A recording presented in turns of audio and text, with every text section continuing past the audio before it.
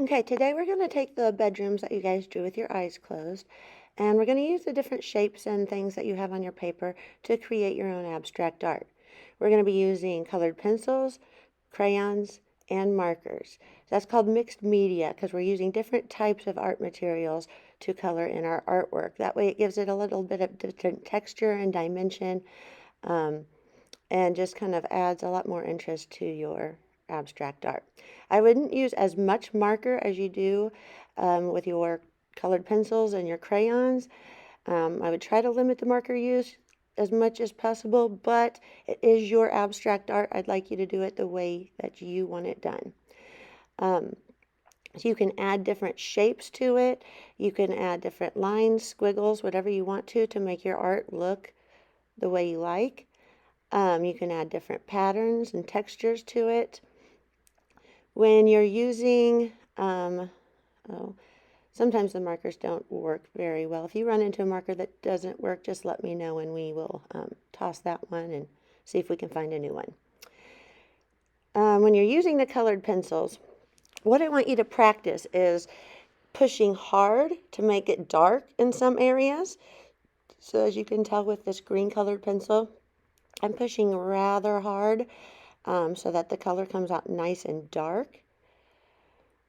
And then I can go around the circle and I can just push very lightly with my colored pencil and it'll give it a nice light green color. So it kind of adds a little bit of depth to your picture. Kind of go in and fill this in here. And the reason I want you to practice doing this, we're going to be doing a different kind of abstract art, practicing with these materials again next week. And the reason I want you to do this is because when we go to do your yearbook cover, like if you're in 5th grade, I want you to practice using these art materials and being able to push hard with them and color lightly with them. So you have a lot of different options to use on there.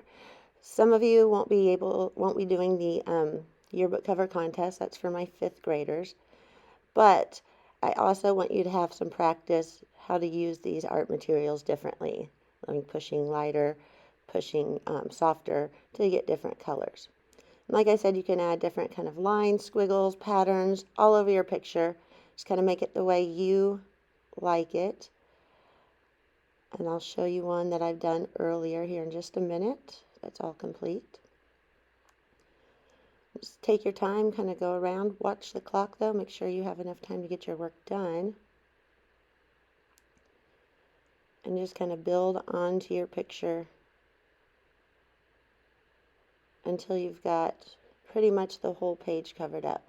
Now this is due today, so make sure you're working on your work and not just talking, because I'm going to have you turn these in today for a grade.